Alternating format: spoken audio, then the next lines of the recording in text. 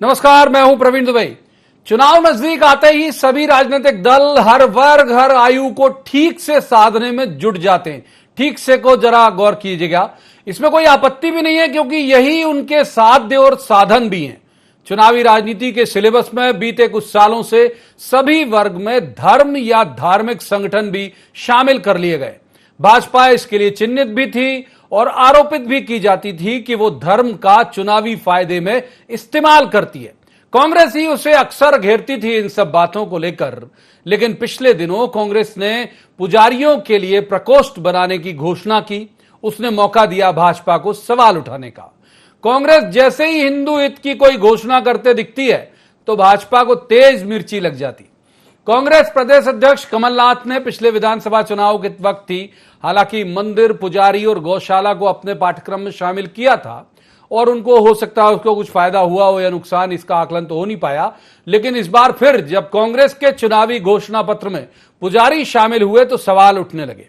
आज के कार्यक्रम में करेंगे इसी पर बात कि धर्म का सियासत में इस्तेमाल क्या सिर्फ चुनावी लाभ के लिए होता है? यदि ये ग्राह है भी तो क्या किसी एक दल के लिए है? कांग्रेस क्या हिंदुत्व की राह पर बढ़ना चाहती है? यदि हां तो उसको फायदा होगा या नुकसान? एक बेहद खास पैनल के पास ये सारे सवाल लेकर जाएंगे और कहेंगे कि जवाब तो देना होगा। लेकिन पहले आपको दिखाते हैं एक रिपोर्ट, देखिए। प्रभु का स्मरण या पूजा पाठ यूं तो सनातन धर्म में आस्था रखने वाला हर कोई करता है, क्या आम और क्या खास। लेकिन जब यह समारोह पूर्वक किया जाने लगे तो सवाल उठने लाजमी है। अमूमन कांग्रेस समारोह पूर्वक पूजा पाठ से बचती रही है। कमलनाथ ने सूबे की सबसे बड़ी भगवान बजरंगबली की प्रतिमा छिंदवाड़ा में स्थापित करवाई, मगर उन्होंने भी कभी यहां पर संगठनात्मक पूजन के निर्देश नहीं दिए। ऐसे में जब कांग्रेस अपने संगठन के जिले वार्ड प्रभारी तय करने में पुजारी प्रकोष्ठ बनाने लगे तो ये सवाल अपच भले न पैदा करे, लेकिन मरोड़ तो पैदा करता ही है कि ऐसा क्या हुआ जो कांग्रेस ने भी हिंदुत्व की राह पकड़ ली। इसी महीने कांग्रेस पुजारियों के लिए कोई बड़ा आयोजन कर सकती है। संभावना है कि उनके लिए कोई बड़ा अनाउंसमेंट भी कांग्रेस के घोषणा पत्र में शामिल कर लिया जाए। तो कांग्रेस पहले से कर रही है, जब सरकार थी 300 करोड़ का जो महाकाल कॉरिडोर है उसका बजट में प्रावधान है, उसकी पूरी वहाँ के पुजारियों और शास्त्रियों से बात करके ही सब चीजें बनाई थी। ये 300 करोड़ रुपए प्रावधान किया था जो अभी इन्होंने इवेंट मैनेजमेंट करके उसको उद्घाटन किया है। लेकिन सब काम कराया कांग्रेस पार्टी कमलनाथ जी का है। दलखेड़ा और कई जगह पे यात्री निवास बनाए। धर्म से आध्यात्म मामले में जो कुछ भी हो रहा है मध्य प्रदेश में, ये सब कांग्रेस की देन है। जाहिर सी बात है कि पूजा पाठ और उससे जुड़े भव्य आयोजन, चाहे वो राम मंदिर निर्माण हो, बाबा विश्वनाथ हो या बाबा महाकाल का महालोक हो, बीजेपी इसे अपना एकाधिकार मानती। सनातन परंपरा और संस्कृति का घोषित कॉपीराइट बीजेपी ने अपने पास रखा है। ऐसे में यदि कांग्रेस कोई पुजारी प्रकोष्ठ बनाएगी तो भाजपा की पेशानी में बल तो पड़ेंगे ही। सुनिए क्या कहा भाजपा ने इस पर। केवल राजनीति के लिए किसी एजेंडे पर चलने का प्रयास करना, तो ये जनता और देश बखूबी चीजों को समझता है। इसलिए कांग्रेस झूठ और छल कपट के अलावा न इस देश के अंदर कभी इन्होंने कुछ किया न आज करेंगे। जो कांग्रेस का नेतृत्व कर रहे हैं वो बताएं जरा वो क्या हैं, वो बता नहीं सकते। केवल झूठ और छल कपट के आधार पर राजनीति करने का प्रयास कांग्रेस करती है। इसमें कोई दो राय नहीं कि कांग्रेस ने पिछली बार भी पुजारियों का मानदेय बढ़ाने का निर्णय लिया था और शायद यही वजह है कि चुनाव के दौरान उनके ऊपर हिंदू विरोधी होने का लेबल भाजपा चस्पा नहीं कर पाई। देखना दिलचस्प होगा कि धर्म और सियासत की ये खिचड़ी चुनाव आते आते कितनी स्वादिष्ट हो पाएगी और इस खिचड़ी से सेहत किस राजनीतिक दल की सुधरेगी। Bureau report, IND 24। तो रस्मन, सबसे पहले उन मेहमानों का परिचय जिनके साथ हम इस चर्चा को आगे बढ़ाएंगे। हमारे साथ है रजनीश अग्रवाल, ये बीजेपी के विद्वान प्रवक्ता भी हैं और प्रदेश मंत्री भी हैं। स्वागत है रजनीश जी का। दूसरे मेहमान है मिथुन अहिरवार, ये युवा ऊर्जावान प्रवक्ता हैं कांग्रेस के। मिथुन जी का भी स्वागत। और तीसरे मेहमान पत्रकारिता का बड़ा चर्चित चेहरा है, बहुत अच्छे राजनीतिक विश्लेषक है सुरेश शर्मा जी का भी बहुत बहुत स्वागत है। शुरुआत करेंगे मिथुन अहिरवार जी से, क्योंकि विषय आज उनसे ही जुड़ा हुआ है। तो मिथुन जी, ये हिंदुत्व नहीं, सॉफ्ट हिंदुत्व नहीं, सीधा हिंदुत्व की राह पे चलना, पुजारियों को का प्रकोष्ठ बनाना, इसके पहले मेरे सर्वोत्तम संज्ञान में ये बना नहीं है शायद। देखिए प्रवीण जी, इसके पहले केश शिल्पी प्रकोष्ठ भी नहीं बना था, वो भी हमने बनाया। ऐसे कर करके 62 प्रकोष्ठ हमने बनाए हैं, जिनका कि अध्यक्ष उनका प्रभारी जेपी धनोपिया जी को बनाया है। जाहिर सी बात है, जिन लोगों के लिए हमने काम किया है, समाज के अलग अलग वो वर्ग जो अलग अलग काम करते हैं, यदि उनका ऐतिहासिक रूप से उनकी आय में हमने वृद्धि की, उनके धार्मिक नीड्स को पूरा किया है, तो हमें इस बात का अधिकार भी है कि उन लोगों को अपने साथ जोड़ें और उन लोगों को एक आवाज दें। क्योंकि मध्य प्रदेश जिसमें महाकाल लोग से तो नहीं डर गए आप, जो भव्य आयोजन हुआ कि देखिए ऐसे नहीं हो कि ये सीधा शिफ्ट हो जाए बीजेपी की तरफ? देखिए, बाबा महाकाल से वो लोग डरे जिन्होंने बाबा महाकाल के नाम पर झूठ बोला हो। हमारे तो कमलनाथ जी बाबा महाकाल को तो कोई कुछ दे नहीं सकता, लेकिन वो तो 300 करोड़ रुपए की तुच्छ एक राशि अपनी तरफ से दे करके गए थे। भारतीय जनता पार्टी ने उसमें भी भ्रष्टाचार कर लिया। आप देखिए कैसे महाकाल घोटाला सामने आ गया। तो हमने तो ये काम किए हैं। आज मेट्रो हमने पिलर खड़े कर दिए, भोपाल में कोई भी जाके देख ले, चुनाव के वक्त ये उसको भी अपना काम बताएंगे। बात दरअसल ये है कि मध्य प्रदेश जिसमें आज पुजारियों पर जम करके अत्याचार हो रहे हैं, भारतीय जनता पार्टी के नेता कर रहे हैं। अभी इंदौर में पुजारी कुंज बिहारी शर्मा, उनका कान काट लिया गया। खंडवा में बीजेपी नेता प्रवीण गौर ने इन्होंने एक साधु को मार करके उसकी जटा काट दी। तो जब इस तरीके के अन्याय अत्याचार होंगे तो अन्याय अत्याचारों के लिए हर वर्ग को हमने आवाज दी है, पुजारी समाज को भी दी है। इसलिए भी तत्काल क्रॉस चेक नहीं हो सकता, लिहाजा ये सीधी सीधी जिम्मेदारी अगर कोई तथ्यों में चूक है तो मिथुन जी की। रजनीश जी को इन कर लेता हूं। तो रजनीश जी, मैं कह रहा हूं कि भाई ठीक है, मैं करूं पूजा, सुरेश शर्मा साहब करें पूजा, मिथुन जी करें पूजा, कोई भी करे पूजा, क्यों दिक्कत होनी चाहिए भाई आपको? आप तो तत्काल वो ये पूछ लेते हो कि पहले बताएं कि वो क्या है। वीडी शर्मा जी जो आपके प्रदेश अध्यक्ष हैं, वो तो पूछने लगे कि बताएं पहले क्या है। देखिए प्रवीण जी, आप भले ही नगाड़ा बजा बजा के पीट पीट के कहें कि कांग्रेस हिंदुत्व की राह पे है, कांग्रेस के लंबरदारों से जरा पूछ लो कि वो हिंदुत्व की राह पर नहीं बजा रहा हूं सर, क्योंकि नहीं, इसका कार्यक्रम का टाइटल ही है, आपसे मतलब केवल वो इस कार्यक्रम को लेकर है, बिल्कुल नहीं है। और ये घोषित तौर पर कांग्रेस के जो लंबरदार हैं, कांग्रेस का जो नेतृत्व है, इस बात का विरोध करता है। अभी कांग्रेस के मित्र ने कहा कि हमने 62 प्रकोष्ठ बनाए हैं, ऐसे केस शिल्पी का भी नाम लिया, इसीलिए पुजारी भी एक प्रकार का व्यवसाय समझते हुए उन्होंने शामिल किया है। पुजारी प्रकोष्ठ बनाना हिंदुत्व की राह पर चलना नहीं है श्रीमान जी। हिंदुत्व एक व्यापक दृष्टिकोण से देखे जाने वाला विषय है, एक फिलॉसफी, एक दर्शन है, इस देश की सांस्कृतिक धरोहर है। हिंदुत्व को लेकर 90s में तो सुप्रीम कोर्ट ने भी परिभाषित किया है। कांग्रेस घोषित तौर पर इस आइडियोलॉजी के विरोध में है, इस जीवन दर्शन के विरोध में है। बार बार राहुल गांधी जी इस पर अटैक करते हैं। इनके करतूतें लगातार सोनिया गांधी जी की राष्ट्रीय अध्यक्ष के कार्यकाल में जो लंबा चला, उसके रहते हुए भी अटैक हुआ, हमला हुआ, तमाम प्रकार से संस्थाओं पर, व्यक्तियों पर, पद्धतियों पर हमला हुआ। इसलिए हिंदुत्व की राह पर नहीं है। पुजारियों के वेतन बढ़ाने नहीं बढ़ाने, प्रकोष्ठ बनाने नहीं बनाने से कुछ नहीं होने वाला। ये जो मूल मुद्दे हैं, ये बात कर रहे थे अभी, ये कन्हैया की गर्दन काट दी गई टेलर ने, क्या हुआ? सर तन से जुदा के मामले में कांग्रेस कहां खड़ी थी श्रीमान? वहां तो हमारी सरकार भी नहीं थी। ठीक बात बहुत व्यापक है, बात व्यापक है, वक्त भी व्यापक है हमारे पास। शर्मा साहब को इन कर लेते हैं, एक बार आएंगे, वक्त बहुत है हमारे पास। शर्मा साहब, ये जो मैंने कहा भी कि सियासत में धर्म का इस्तेमाल फायदा किससे होगा, और ये क्या वाकई, मूल सवाल तो ये कि क्या वाकई फायदे के लिए ही धर्म का इस्तेमाल होता है? मैं चाहता हूं तफसील से आप शर्मा साहब। देखिए, मेरा मानना यह है कि राजनीति में धर्म की बात आजादी के दिन से ही हुई थी, क्योंकि धर्म के आधार पर ही देश का बंटवारा हुआ था। तो इसलिए राजनीति हो या देश हो, धर्म के आधार पर ही सारा सिस्टम चला था। फिर कांग्रेस का जो नारा था आजादी के वक्त के बाद से, सर्वधर्म समभाव के सिद्धांत के आधार पर कांग्रेस ने देश पर लंबे समय तक राज किया। लेकिन वो सर्वधर्म समभाव न जाने कब मुस्लिम तुष्टीकरण में बदल गया। मुस्लिम तुष्टीकरण, ये मैं भाजपा का शब्द चुरा के नहीं बोल रहा हूं, मैं ये कह रहा हूं कि उनकी दृष्टि जो है वो ज्यादा उधर चली गई। जब दिग्विजय सिंह जी जैसे व्यक्ति बटला हाउस कांड के बाद जाकर के और उस आतंकवादियों के क्षेत्र में जाकर के जिसको मारा गया था, वहां जाकर के यदि मातम पुरुषी के लिए जाते हैं, तो इसका सीधा सीधा संबंध जोड़ा जाता है कि धर्म की पॉलिटिक्स हो रही है। मैं ये नहीं कह रहा हूं आतंकवाद का समर्थन कर रहे हैं, मैं बिल्कुल इस मामले से अपने आप को बचा रहा हूं, लेकिन मैं ये कह रहा हूं कि उस समय मुस्लिम पक्ष के पक्ष में खड़े होने की बात थी। अब भाजपा के बारे में जनसंघ के समय से ही हम ये देखते आ रहे हैं कि वो हिंदू पक्ष की तरफ खड़ी हुई है। आज जो है देश का 51% वोट लेने की जो बात की जा रही है उसमें ज्यादातर हिंदू पक्ष का वोट ही रहेगा, क्योंकि मुस्लिम पक्ष भाजपा को वोट ही नहीं देता। तो जब वोट लेना है तो मुंड गिनना है। जब आदर्श की बात होती है तो अटल बिहारी वाजपेयी एक वोट से हार जाते हैं, इसलिए मुंड की तो जरूरत पड़ेगी। और आज मैं एक बात बताता हूं, एक तरफ कांग्रेस के प्रकोष्ठ की घोषणा होती है, दूसरी तरफ श्रद्धे बोल रहा हूं मैं, श्रद्धे राहुल गांधी जी ये कह रहे हैं कि हम देश को संघ विहीन करेंगे। संघ विहीन से आशय क्या है? जब कांग्रेस विहीन करने की नरेंद्र मोदी ने बात की तो हमने भी अचंभा किया कि कांग्रेस एक इतना बड़ा राजनीतिक दल है, स्वतंत्रता के समय से उसका योगदान है, आज आप उसको विहीन कैसे करते हैं? तो बाद में हमें स्पष्टीकरण मिला कि कांग्रेस भ्रष्टाचार का पर्याय हो गई, इसलिए हम भ्रष्टाचार को समाप्त करना चाहते हैं। तो इनसे भी संघ का प्रयास पूछे थे। का एक लाइन प्लीज, एक लाइन जरूर बोलिए, जरूर बोलिए। राष्ट्रीय स्वयंसेवक संघ जो है देश में हिंदुओं के प्रतिनिधि का प्रतीक है।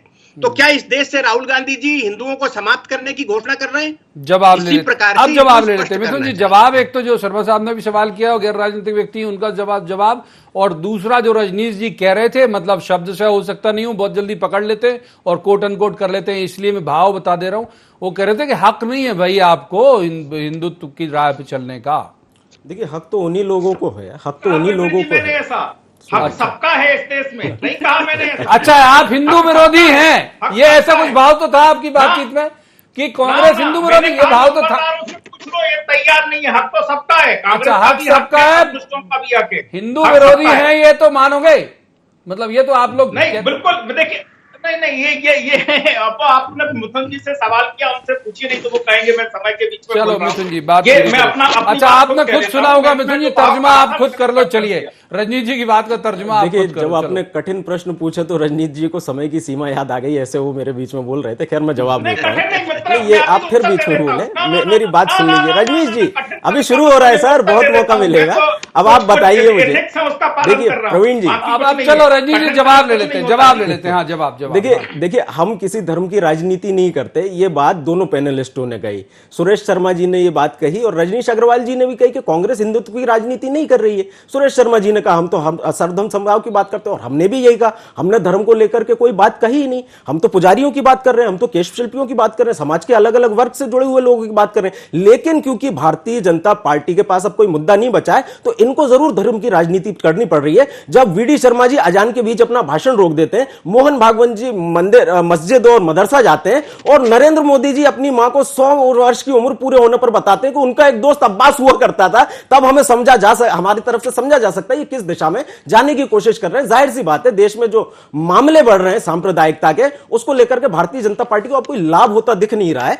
वैसे भी विश्व मुद्दों पर ये लोग बात कर नहीं सकते। यही कारण है कि जब हम किसी भी वर्ग की बात करते हैं, कैसे करोगे ये भी बता दो। नहीं देखिए, कांग्रेस पार्टी विहीन करना भारतीय जनता पार्टी और आरएसएस के लोग यदि कहते हैं तो हम लोग ये बात क्यों नहीं कह सकते? हम भी कर देंगे। संघ की जो तोड़ने की विचारधारा है, यदि संघ बोलने के लिए बोल दिया टाइप का जी, बोलने के लिए बोल दिया। बोलने के लिए नहीं बोला है, करने के लिए बोला। संघ की जो विचारधारा है, जो तोड़ने की विचारधारा है, जो बांटने की विचारधारा है, जो केवल एक धर्म का शासन चाहती है, हमारा मानना है ये देश सबका है और सबके लिए बराबरी के अधिकार उठा। तो ऐसे लोग जो इस मानसिकता के हैं कि केवल एक वर्ग के लोगों का हम अपीजमेंट कर करके आगे बढ़ सकते हैं, देश का संविधान आपको इसकी इजाजत नहीं देता है, इसलिए हम आप जवाब ले लेते हैं। ये कह रहे हैं कि भाई जब आपको लगता है तो आप भी एक खास कौम जो जिसके लिए माना जाता है, और शर्मा साहब मानेंगे, आप नहीं मानोगे, और मैं उससे मुझे बहुत दिक्कत भी नहीं होगी कि भाई जो वर्जित होता है बीजेपी के लिए, आप वहां भी चले जाते हो।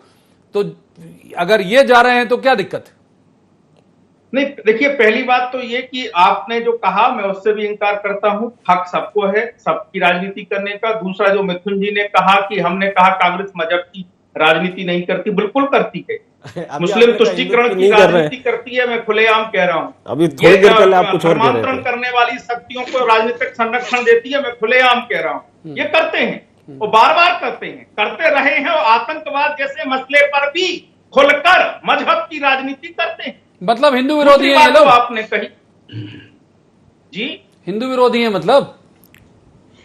नहीं, मैं तो कई बार कह चुका हूं, फिर कहता हूं। हिंदू विरोधी नीतिगत तौर पर, विचारधारा के तौर पर संस्था में, सरकार की संस्था में रहते हुए, विपक्ष में रहते हुए हैं। इसमें सबूत मिले, साक्ष्य मिले और कई तथ्यों के आलोक में ये बात मैं कह सकता हूं। और दूसरी बात है मजहब की राजनीति। हम अजान में अगर भाषण रोकना है तो ये किसी मजहब को सम्मान देना है, वाह, तुष्टिकरण नहीं है। क्या बात है सर, ये तुष्टिकरण नहीं है। हम मुस्लिम विरोधी नहीं है, लेकिन हम मुस्लिम तुष्टिकरण नहीं करेंगे। हम धर्मांतरण की शक्तियों को नेस्तनाबूद कर देंगे, चाहे वो सोनिया गांधी उनको संरक्षण देने का काम करें, नेस्तनाबूद कर देंगे।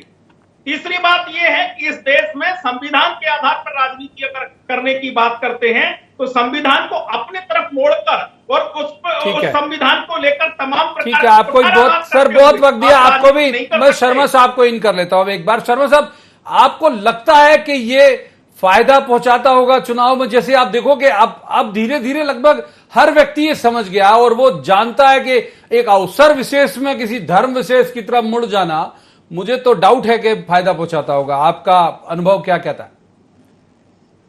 नहीं, मुझे ये लगता है कि जो अपने सिद्धांतों से छोड़कर दूसरे के सिद्धांतों की तरफ जाता है वो व्यक्ति लंबे समय तक सरवाइव नहीं कर सकता। आप अपने बारे में एक दृढ़ निश्चय कर लीजिए, उसी के आधार पर आप चलिए तो आपको आगे चल करके लाभ मिलेगा। लेकिन प्रवीण जी, मैं एक बात बिल्कुल कहना चाहूंगा कि अभी मिथुन जी ने एक बात कही है, मैं भी कई बार कुछ चीजें अलग से सोचता हूं। अलग से किसका अभिप्राय अभी आपके जानकारी में आ जाएगा। बोलिए। कि लाल कृष्ण आडवाणी जी पाकिस्तान गए, जिन्ना की मजार पर वो गए और उन्होंने उनको सेकुलर बोल दिया और बोल करके दिल्ली आए तो उनको अध्यक्ष पद से हटा दिया। ये आपको मालूम है, मेरे को मालूम है, इतिहास है।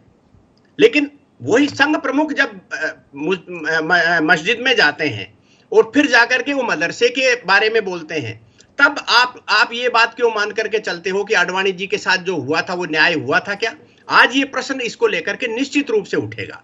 तो ये बहुत गंभीरता से लेने वाली बातें हैं कि आप जो है जो करें तो ठीक है और कोई कर दे वो आपको स्वीकार नहीं, इसलिए आप रातों रात उसको हटवा देंगे। ये एक गंभीर प्रश्न है। इसके बाद में चूंकि आपका जो मूल प्रश्न मैं उस पर आता हूं, देखिए कांग्रेस को अपनी राजनीति करने का तौर तरीका उन्हें तय करना है, नए वाला तो करें, हमें कोई आपत्ति नहीं है। लेकिन जो धारणा बनी हुई है उस धारणा को आप बदलेंगे या उसको जो है पुरानी वाली धारणा को पुष्ट करेंगे? आप देखिए सोनिया जी की जितनी भी सभाएं मध्य प्रदेश में हुई, सब कहां हुई? आप 80%, आप तो क्षेत्र को जानते हैं, झाबुआ और इन क्षेत्रों में हुई। क्यों? वहां धर्मांतरण को संरक्षण देना था। ठीक है। आप मेबल रिबेलो यदि जाएंगी तो मध्य प्रदेश से जाएंगी, फिर उनको दूसरे राज्य से भी, उत्तराखंड से भी लाया जाएगा। ठीक है सर, ये जाना बारी, मैं माफ कीजिए रोकूंगा शर्मा साहब, बारी मिथुन जी की थी, लेकिन चूंकि आपका सवाल है तो लेके मैं चला जाता हूं रजनी जी के पास। रजनी जी, एक मौके की बात वो कह रहे हैं कि मौके और मार के दोनों की, के आडवाणी जी के साथ जब हुआ तो वो गलत मान लिया गया, जब संघ प्रमुख ने किया तो गलत क्यों नहीं माना गया? देखिए, मैं संघ की तरफ से तो नहीं बोल सकता, लेकिन तथ्यों को उन्होंने रखा, तथ्यों को मैं रखता हूं। सुदर्शन जी भी तमाम मुस्लिम संस्थाओं में, मस्जिदों का स्थान हो या मदरसों में गए ही। सुदर्शन जी ने राष्ट्रीय मुस्लिम मंच भी स्थापित किया, एक मंच बनाया, संघ के विचारधारा से प्रेरित होकर कुछ लोग उसको संचालित करने का काम करते। तो मोहन राव भागवत जी पहली बार कोई सरसंघ चला गए हो ऐसा नहीं है। हर मजहब के लोगों से लगातार संवाद की प्रक्रियाएं, अलग अलग प्रकार के मजहब जो है उनसे संवाद की प्रक्रियाएं संघ चलाता रहा है, एक तथ्यगत बात है। बाकी तो संघ के ओर से जो कहना सुनना होगा वो कहेंगे। दूसरी बात है कि राजनीतिक दल के नाते जो हमारी आइडियोलॉजी है अब वो छिपी हुई नहीं है। हम सरकार में 8 साल से केंद्र में लगातार हैं, इस मध्य प्रदेश में भी 2 दशक हम सरकार में, हम किसी से तुष्टिकरण नहीं करते, योजना कार्यक्रमों में भी नहीं करते। ठीक है, अब मिथुन जी के पास बहुत देर से नहीं गए, इसलिए अब उनके पास जाऊंगा। मिथुन जी के पास बहुत देर से आ जाऊंगा। रजनी, बहुत देर से नहीं गए मिथुन पास। मिथुन जी, ये जो कह रहे हैं कि भाई इनका तो चिन्हित है ना, ये कह रहे हैं कि भाई हमारी आइडियोलॉजी क्लियर है।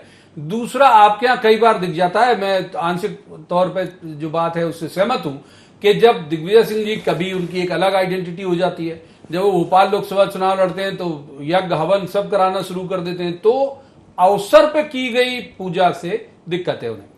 देखिए, एक बात उन्होंने और कही कि अब इनकी आइडियोलॉजी छुपी नहीं है 8 साल की सरकार चलने के बाद। वो बिल्कुल ठीक है। 8 साल की सरकार के पहले लगता था शायद ये हिंदुओं के लिए कुछ कर देंगे। 8 साल की सरकार के बाद हिंदुओं के सामने ये बात आई कि सबसे ज्यादा बेरोजगार आज हिंदू है, ये हिंदुओं के लिए किया गया काम। सबसे ज्यादा अत्याचार आज हिंदू के साथ हो रहे हैं, ये हिंदुओं के लिए इनका किया गया काम। सबसे ज्यादा गरीब आज हिंदू है, ये हिंदुओं के लिए इनका किया गया काम। अब इनकी आइडियोलॉजी छुपी नहीं है। हिंदुत्व के नाम पर इनको वोट तो ले लेना है, लेकिन जब हिंदुत्व पर कोई आंच आती है, हिंदू समाज के लोगों के उद्धार की बात आती है, है, तो इमोशनल रिक्वायरमेंट्स हो चाहे उनके विकास के अन्य मुद्दों, हिंदू समाज के लिए कोई विशेष नीति ये लेकर के आए नहीं है। सबके लिए इन्होंने काम करने की बात की। आज ऐसा क्यों हो रहा है कि आप मुस्लिम नेताओं के क्यों पकड़ लिया? मैंने अपनी तो आइडियोलॉजी, वो तो कह रहे हैं ना उनकी घोषित थी, आपकी कहां थी ऐसी घोषित? सर हमारी आज भी घोषित है। हम किसी धर्म के लिए काम नहीं करते, हम संविधान के लिए काम करते हैं। संविधान में सब धर्मों का बराबरी का अधिकार है। आज रजनीश अग्रवाल जी कह रहे हैं कि हम मुसलमानों से बहुत पुराना राब्ता रखते हैं। साहब, इसके पहले तो हमने ये नहीं देखा। भारतीय जनता पार्टी वही पार्टी है ना जो कहती है गोली मारो इनको।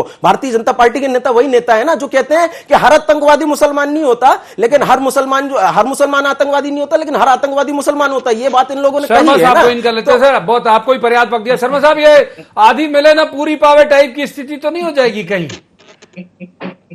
नहीं, मैं एक चीज मेरी कहना चाहता हूं पहले, क्योंकि मैं एक बात से असहमति प्रकट करता हूं कि अब आप संविधान जो है वो सभी धर्मों को समान कहता है। ये मुझे कहीं कहीं इसमें शंका लगती है। यदि सभी धर्मों को समान कहने का स्थिति होती तो केवल हिंदू समाज के मंदिरों के रख रखाव की जिम्मेदारी संविधान में सरकार को क्यों दी गई? वो मस्जिदों की भी करते, आप चर्च की भी करते, गुरुद्वारा की भी करते। सर्वधर्म सम्मान कहां से हुआ? हिंदू समाज के विस्तार के लिए, हिंदू धर्म के विस्तार के देशव्यापी और अंतर्राष्ट्रीय विस्तार के लिए जो धन अर्जित हो सकता था मंदिरों के माध्यम से, वो सारा सरकार ने रखा। अंग्रेजों के समय चली गई बात को नेहरू जी ने लागू किया।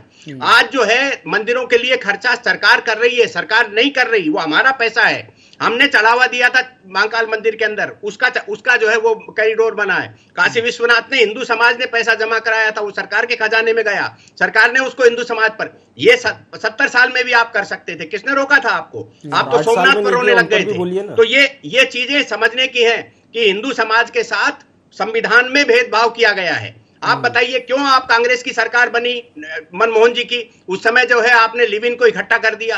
क्या हिंदू संस्कृति के अनुरूप है लिव इन? आपने उसको कर दिया।